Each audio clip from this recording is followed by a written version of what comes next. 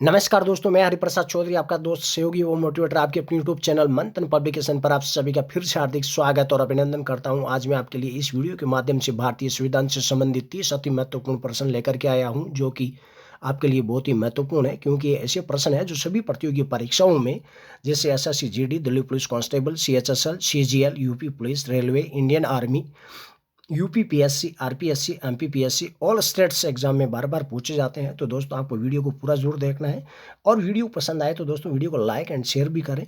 और अभी तक आपने जो है हमारे चैनल को सब्सक्राइब नहीं किया तो प्लीज़ चैनल को सब्सक्राइब भी करें और बेल आइकन को जरूर दबाएं, ताकि आने वाली वीडियो की नोटिफिकेशन आप तक पहुँच सके।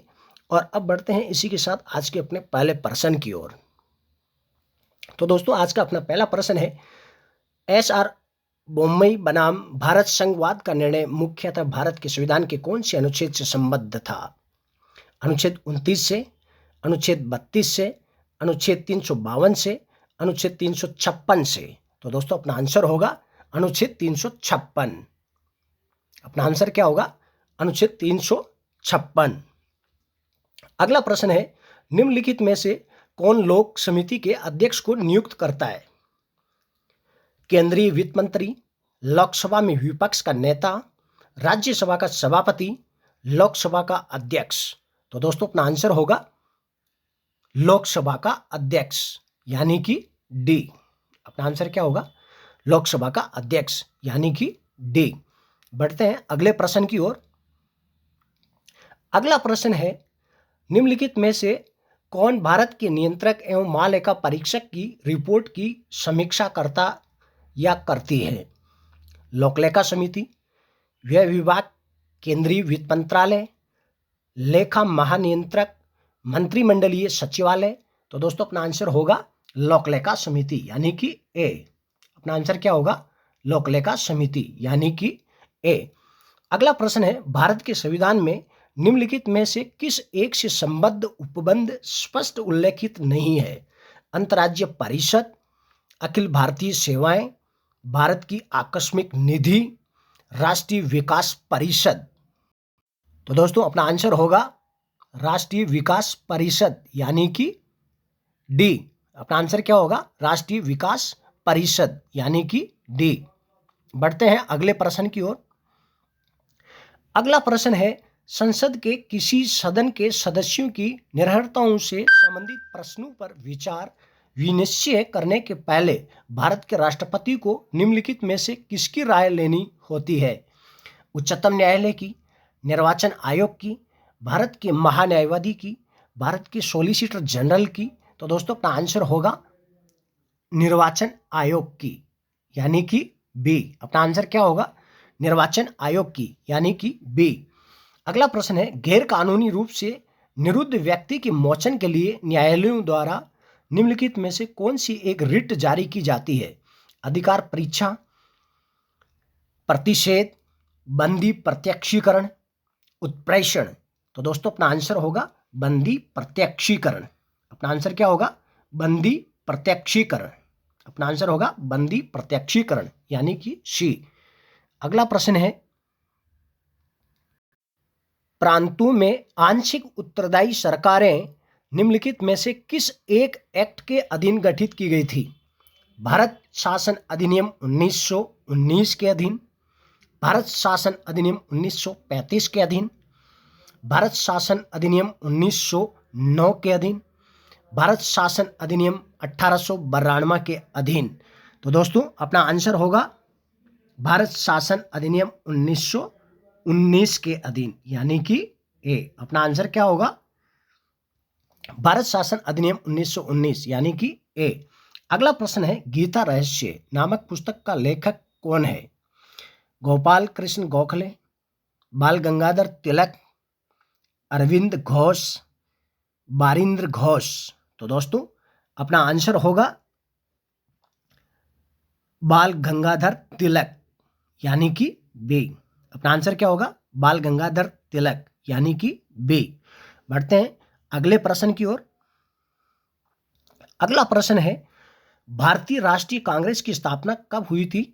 1885 में, 1886 में, 1887 में, 1888 में। तो दोस्तों, अपना आंसर होगा 1885 में, यानी कि ए। अपना आंसर क्या होगा? 1885 में, यानी कि ए। अगला प्रश्न है, असहयोग आंदोलन का अनुमोदन कांग्रेस के किस अधिवेशन में किया गया था? कोलकाता अधिवेशन 1910 में, मद्रास अधिवेशन 1908 में, नागपुर अधिवेशन 1920 में, मुंबई अधिवेशन 1911 में। तो दोस्तों अपना आंसर होगा नागपुर अधिवेशन 1920 में, यानी कि सी। अपना आंसर क्या होगा? नागपुर अधिवेशन 1920 में, यानी कि सी। अगला प्रश्न है, निम्नलिखित में से किसने servants of India society Bharat सेवक समाज का गठन किया? बाल गंगाधर तिलक ने, एमजी रानाडे ने, दादा भाई नौरोजी ने, गोपाल कृष्ण गोखले ने। तो दोस्तों अपना आंसर होगा गोपाल कृष्ण गोखले ने। अपना आंसर क्या होगा? गोपाल कृष्ण गोखले ने, यानी कि डी। अगला प्रश्न है, स्वराज पार्टी की स्थापना कब हुई थी? 10 जनवरी 1923 को, 1 जनवरी 1923 को, 9 जनवरी 1923 को, 8 जनवरी 1923 को। तो दोस्तों अपना आंसर होगा 1 जनवरी 1923 को। अपना आंसर होगा 1 जनवरी 1923 को। बढ़ते हैं आज के अगले प्रश्न की ओर। अगला प्रश्न है, महात्मा गांधी भारतीय राष्ट्रीय कांग्रेस के अध्यक्ष कब बने थे? 1923 में, 1924 में, 1925 में, 1926 में। तो दोस्तों अपना आंसर होगा बी, यानी कि 1924 में। अगला प्रश्न है, लोकसभा का अध्यक्ष रिक्त स्थान होता है निर्वाचित, मनोनीत, नियुक्त, चयनित। तो दोस्तों अपना आंसर होगा चयनित, यानी कि डी। अपना आंसर क्या होगा? चयनित, यानी कि डी। बढ़ते हैं आज के अपने अगले प्रश्न की ओर।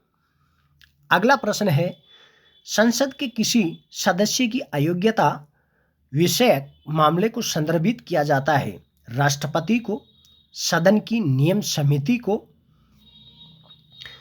सर्वोच्च न्यायालय को, संबंधित सदन के अध्यक्ष को। तो दोस्तों अपना आंसर होगा राष्ट्रपति को। अपना आंसर क्या होगा? राष्ट्रपति को, यानी ए। अगला प्रश्न है, भारतीय संविधान के अंतर्गत निम्नलिखित मौलिक अधिकारों में से कौन सा सभी व्यक्तियों को उपलब्ध है? विधि के समक्ष समानता का अधिकार, विधि द्वारा समान संरक्षण का अधिकार, व्यक्तिगत स्वतंत्रता का अधिकार, उपरोक्त सभी। तो दोस्तों अपना आंसर होगा विधि द्वारा समान संरक्षण का अधिकार। अपना आंसर क्या होगा? विधि द्वारा समान संरक्षण का अधिकार। बढ़ते हैं अगले प्रश्न की ओर।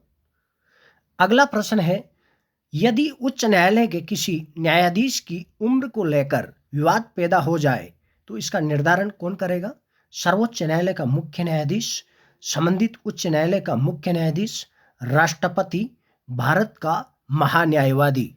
तो दोस्तों अपना आंसर होगा राष्ट्रपति। अपना आंसर होगा राष्ट्रपति, यानी कि सी। अगला प्रश्न है, भारतीय संविधान के निम्नलिखित में से किस अनुच्छेद में धन विधेयक की विस्तृत परिभाषा दी गई है? अनुच्छेद 109 में, अनुच्छेद 110 में, अनुच्छेद 111 में, अनुच्छेद 112 में।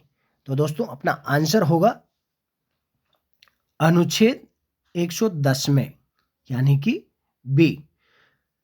अपना आंसर क्या होगा? अनुच्छेद 110 में, यानी कि बी। बढ़ते हैं आज के अगले प्रश्न की ओर। अगला प्रश्न है, निम्नलिखित में से पंचायती राज व्यवस्था के संबंध में कौन सा कथन सही है? जनता में राजनीतिक जागरूकता लाने के लिए, शक्तियों के विकेंद्रीकरण के लिए, किसानों को शिक्षित करने के लिए, उपरोक्त में से किसी के लिए नहीं। तो दोस्तों अपना आंसर होगा बी, यानी कि शक्तियों के विकेंद्रीकरण के लिए। अपना आंसर क्या होगा? बी, यानी कि शक्तियों के विकेंद्रीकरण के लिए। अगला प्रश्न है, किसी विधानसभा के भंग होने की स्थिति में अध्यक्ष का पद स्वतः रिक्त तो हो जाता है। अध्यक्ष राज्य के राज्यपाल के प्रसाद पर्यंत अपने पद पर बना रहता है। अध्यक्ष नए सदन की पहली बैठक तक अपने पद पर बना रह सकता है। उपरोक्त में से कोई नहीं। तो दोस्तों अपना आंसर होगा सी, यानी कि नए सदन की पहली बैठक तक अपने पद पर बने रहना। अध्यक्ष नए सदन की पहली बैठक तक अपने पद पर बना रहता है। बढ़ते हैं आज के अगले प्रश्न की ओर। अगला प्रश्न है, भारतीय संविधान के अनुच्छेद 14 में प्रयुक्त विधि का समान संरक्षण शब्दांश किस देश के संविधान से लिया गया है? संयुक्त राज्य अमेरिका से, ग्रेट ब्रिटेन से, ऑस्ट्रेलिया से, पूर्व सोवियत संघ से। तो दोस्तों अपना आंसर होगा संयुक्त राज्य अमेरिका से, यानी कि ए। अगला प्रश्न है, भारतीय संविधान के किस अनुच्छेद के अंतर्गत सर्वोच्च न्यायालय को अपने निर्णय तथा आदेश के पुनरीक्षण की शक्ति प्राप्त है? अनुच्छेद 135 के तहत, अनुच्छेद 136 के तहत, अनुच्छेद 137 के तहत, अनुच्छेद 138 के तहत। तो दोस्तों अपना आंसर होगा सी, यानी कि अनुच्छेद 137 के तहत। बढ़ते हैं आज के अगले प्रश्न की ओर। अगला प्रश्न है, राष्ट्रपति द्वारा वित्तीय आपातकाल केवल तभी घोषित किया जा सकता है जब जनता कर नहीं देती हो, कर का ढांचा दोषपूर्ण हो, वित्त आयोग की रिपोर्ट में विलंब हो, देश गंभीर वित्तीय कठिनाइयों में हो। तो दोस्तों अपना आंसर होगा देश गंभीर वित्तीय कठिनाइयों में हो, यानी कि डी। अगला प्रश्न है, भारतीय राष्ट्रपति की निर्वाचन प्रक्रिया में संशोधन करने के लिए संबंधित विधेयक को लोकसभा के 2/3 बहुमत से पारित होना चाहिए, राज्यसभा के 2/3 बहुमत से पारित होना चाहिए, संसद के दोनों सदनों के साधारण बहुमत से पारित होना चाहिए, संसद के दोनों सदनों के 2/3 बहुमत से पारित होने के साथ ही उसे आधे से अधिक राज्यों द्वारा अनुमोदित होना चाहिए। तो दोस्तों अपना आंसर होगा डी, यानी कि संसद के दोनों सदनों के 2/3 बहुमत से पारित होने के साथ ही उसे आधे से अधिक राज्यों द्वारा अनुमोदित होना चाहिए। बढ़ते हैं आज के अगले प्रश्न की ओर।